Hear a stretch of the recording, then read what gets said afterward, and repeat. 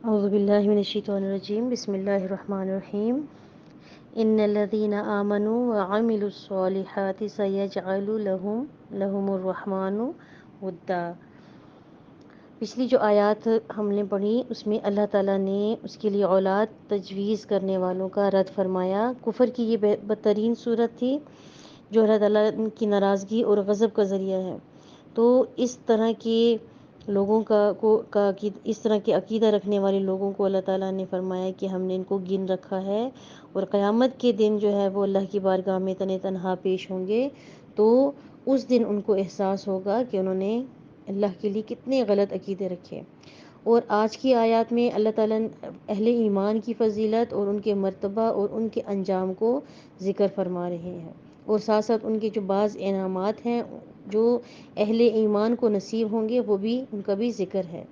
تو اسی میں ارشاد ہوا کہ بے شک وہ لوگ جو ایمان لائے، یعنی جس طرح کفر اور شرک اور نفاق وغیرہ تھے، ان سب سے اپنے آپ کو بچایا، اور صرف اللہ کی ذات پر نہیں بلکہ اللہ کی صفات پر بھی ایمان لے کر آئے، کیونکہ بہت سے لوگ ایسے تھے جو یعنی ماضی میں گزرے جو اللہ کی ذات کو تو مانتے تھے لیکن اللہ کی صفات کا انکار کرتے تھے۔ تو اہل ایمان نے اللہ کی ذات اور اللہ کی صفات پر یقین رکھا۔ تو ایمان سے مراد صرف یہ نہیں کہ اللہ کی ذات پر ایمان، بلکہ جتنے بھی عقائد ہیں وہ بھی درست کیے، یعنی رسالت پر بھی ایمان لائے، یعنی حضرت آدم علیہ السلام سے لے کے حضور صلی اللہ علیہ وسلم تک جتنے بھی نبی اور رسول آئے ان سب پر ایمان لائے۔ اللہ کی جو معصوم اور یعنی بے گناہ معصوم مخلوق ہیں ملائکہ، ان پر ایمان لے کر آئے۔ اللہ تعالیٰ نے جو کتابیں بھیجی، چھوٹے بڑے صحیفے جو اور بڑی کتابیں ہیں، ان پر ایمان لے کر آئے، آخرت کے دن پر ایمان لائے۔ تو یہ سارا کا سارا خلاصہ ہے، یعنی یقینی طور پر جو ہے اسی کو ایمان والا کہیں گے کہ توحید، رسالت، ملائکہ، آسمانی کتب، یوم آخرت، پھر اس کے بعد جتنے بھی فرائض اور شریعت کے احکامات تھے ان کو بھی بجا لائے، یعنی ایمان اور عمل کے ساتھ۔ تو دیکھیں ایمان کے ساتھ ہمیشہ عمل کا ذکر ہوتا ہے، عامل الصالحات، یعنی نیک کام بھی انجام دیے۔ ایمان لانے کے بعد نیک اور اچھے کام کیے، تو یعنی وہ نیک کام کون سے اچھے ہوتے ہیں؟ جن کو قرآن اور شریعت اچھا کہتی ہے اور عقل سلیم ان کو مانتی ہے۔ جیسے نماز میں دیکھیں اچھے کام کیا ہیں، نماز، عبادات میں کون سے اچھے کام ہیں، جیسے کہ نماز، روزہ، حج، زکوٰۃ، یہ سب کے سب اچھے اعمال ہیں۔ اس کے علاوہ جہاد فی سبیل اللہ، اسلام کی تبلیغ کرنا، اس کے علاوہ جو ہے ہمدردی، صدقہ، خیرات، یہ سب کے سب اچھے کام ہیں۔ تو یہ جتنے بھی اعمال کیے، یعنی یہ سارے کے سارے اعمال کرنے والے بھی ہوئے، اور اندرونی اور بیرونی امراض سے پاک۔ یعنی اندرونی مرض کون سا ہوتا ہے کہ اندر چھپا ہوا حسد کرنا، کینہ رکھنا، اور بیرونی مرض کیا ہوا کہ جو ہے سامنے جو ہے غصہ کرنا یا لڑائی جھگڑا کرنا یا تہمتیں لگانا۔ تو یہ ساری کی ساری بری بیماریوں سے، بری اخلاق سے اپنے آپ کو اندر سے بھی بچانا اور باہر سے بھی، ہر ایک کے لیے ہمدردی اور قربانی کا جذبہ رکھو، ایسا انسان ہوتا ہے صحیح ایمان اور نیک اعمال کرنے والا بندہ۔ تو جو فرمایا کہ جو لوگ ایمان لائے اور انہوں نے نیک اعمال سر انجام دیے تو ان کا انعام کیا ہوگا؟ سیجعل لهم الرحمن ودا، ان کے لیے اللہ رحمان نے ان قریب جو ہے بہت قریب، یعنی سا کا لفظ جو ہے ہمیشہ آتا ہے جب کہ بہت قریب آنے والا وقت ہوگا جس میں وہ جو ہے اللہ کے نام کو پائیں گے، یعنی محبت کو پائیں گے، محبت کا سامان اللہ تعالیٰ ان کے لیے بنا دے گا۔ تو اس کی تفسیر علماء کرام ایسے فرماتے ہیں کہ اس کے بدلے میں اللہ تعالیٰ اپنے بندوں کو ایسی چیزیں عطا کرے گا جن سے وہ محبت کرتے ہیں، یعنی جو چیزیں انہیں پسند ہیں۔ اس کا مطلب یہ بھی ہو سکتا ہے کہ اللہ تعالیٰ نیک لوگوں کے دلوں میں، یعنی دوسرے جو نیک لوگ ہوں گے ان کے دلوں میں نیک لوگوں کے لیے محبت ڈال دے گا۔ حدیث شریف میں آتا ہے کہ جب اللہ تعالیٰ اپنے کسی بندے سے محبت کرتا ہے تو جبرائیل سے فرماتا ہے کہ میں فلاں بندے سے محبت کرتا ہوں، تم بھی اے جبرائیل اس سے محبت کرو۔ چنانچہ جبرائیل علیہ السلام بھی اس شخص سے محبت کرنے لگتے ہیں، پھر وہ دوسرے فرشتوں کے سامنے اعلان کرتے ہیں تو وہ بھی ایسے شخص سے محبت کرنے لگتے ہیں، پھر وہی جذبہ جو ہے وہ زمین پر آتا ہے، یعنی اعلان کیا جاتا ہے کہ فلاں شخص سے جو ہے اللہ اور اس کے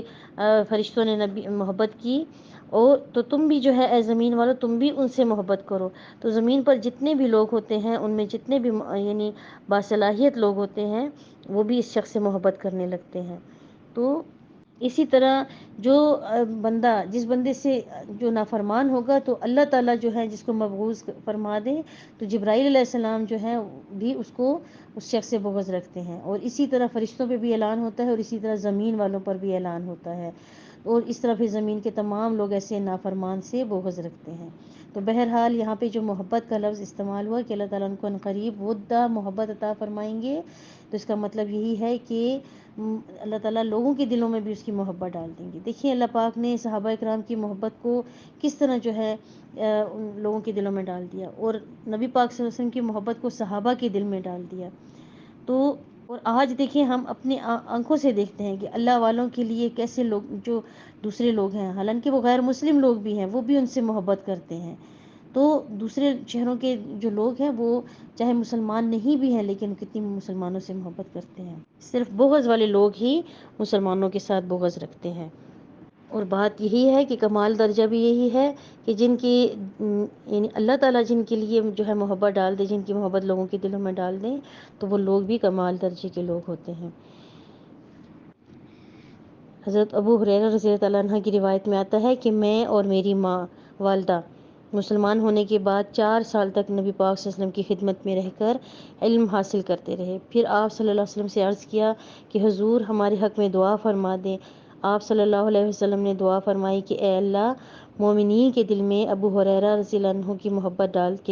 ڈال دے۔ تو ابو ہریرہ رضی اللہ عنہ کا بیان ہے کہ حضور صلی اللہ علیہ وسلم کی دعا کی برکت سے جو مومن مجھے دیکھتا تھا مجھ سے محبت کرتا تھا۔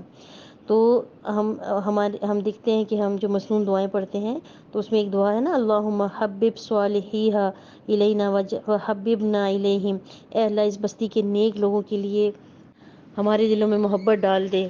اور ان کے دلوں میں ہمارے لیے محبت ڈال دیں۔ تو محبت کا معیار کیا ہے؟ وہ یہی ہے کہ جن لوگوں کے دلوں میں اللہ کی محبت ہو وہ ضرور نیک لوگوں سے محبت کریں گے، اور جو خدا کی محبت سے خالی ہوں گے وہ نیک لوگوں سے بغض رکھیں گے۔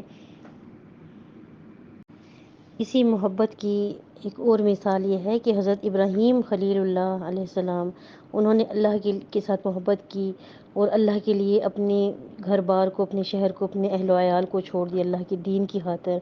اور اپنی اہلیہ ہاجرہ اور اپنے شیر خوار چھوٹے سے بچے کو حضرت اسماعیل علیہ السلام کو مکہ کے خشک پہاڑوں کے درمیان ریگستان میں اللہ کے حکم سے چھوڑ کر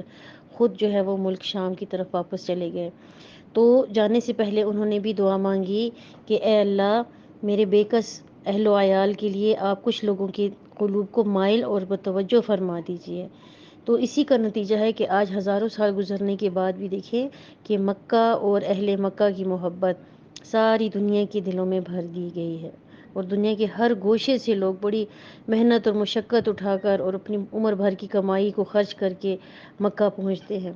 اور دنیا کے ہر گوشے کی چیزیں مکہ معظمہ کے بازار میں ملتی ہیں، یعنی وہ فروٹ، وہ پھل وغیرہ، وہ چیزیں جو مکہ میں پیدا نہیں ہوتی لیکن دور دراز تک کے شہروں میں بھی پیدا نہیں ہوتی، وہ بھی آپ کو وہاں پہ ملیں گی۔ تو یہ اس محبت کی ایک مثال ہے۔ ان آیات میں اللہ تعالیٰ نے قرآن پاک کے بارے میں ارشاد فرمایا کہ فَإِنَّمَا يَسَّرْنَاهُ بِلِسَانِكَ، بے شک ہم نے اس قرآن پاک کو آپ کی زبان میں آسان کر دیا، یعنی عربی زبان میں آسان کر دیا۔ کیوں؟ کیونکہ حضور صلی اللہ علیہ وسلم عربوں میں پیدا ہوئے اور آپ کی مادری زبان عربی تھی، اور حضور صلی اللہ علیہ وسلم کی ولادت سے تقریباً 1500 سال پہلے عربی زبان جو ہے وہ اپنے عروج پر تھی، مگر یہ انتہائی مختصر اور فصیح زبان ہے جس میں بہت زیادہ گہرائی پائی جاتی ہے، اور یہ زبان ہمارے لیے بہت زیادہ اہمیت کی حامل ہے۔ کہتے ہیں کہ جب انسان عربی سیکھنے لگتا ہے تو اللہ تعالیٰ اس کے ذہن کو اور بھی زیادہ تیز کر دیتے ہیں، اور یہ قرآن کی زبان ہے، اہل جنت کی زبان ہے، جنت والوں کی۔ تو اس لیے ہمیں چاہیے کہ ہمیں بھی اس زبان سے محبت بھی کرنی چاہیے اور اس کو سیکھنے کے لیے کی کوشش بھی کرنی چاہیے، اور اس لیے بھی کوشش کریں کہ یہ قرآن کی زبان ہے، اللہ کی زبان ہے۔ دیکھیں تمام دعائیں ہم جو مانگتے ہیں، جو قرآن پڑھتے ہیں ہم وہ کس زبان میں پڑھتے ہیں؟ عربی زبان میں پڑھتے ہیں۔ جب ہم اس کو سمجھ کے اللہ سے مانگیں گے تو ہمیں کتنا مزہ آئے گا مانگنے میں۔ ہم اللہ سے دعا کر رہے ہیں لیکن ہمیں سمجھ ہی نہیں آ رہی کہ ہم کیا مانگ رہے ہیں۔ تو اگر ہمیں عربی آتی ہوگی صحیح طریقے سے تو ہم جو مانگ رہے ہیں ہمیں معلوم بھی ہوگا کہ ہم اللہ سے کیا مانگ رہے ہیں۔ ہم قرآن پڑھ رہے ہوں گے تو ہمیں معلوم بھی ہوگا کہ ہم قرآن میں کیا باتیں کر رہے ہیں اللہ تعالیٰ کے ساتھ، اور اللہ ہم سے کیا باتیں کر رہے ہیں۔ تو اسی زبان کے بارے میں بتایا کہ یہ ہمارے پیارے نبی پاک صلی اللہ علیہ وسلم کی مادری زبان تھی، اور اسی میں جو ہے یعنی ہم صبح شام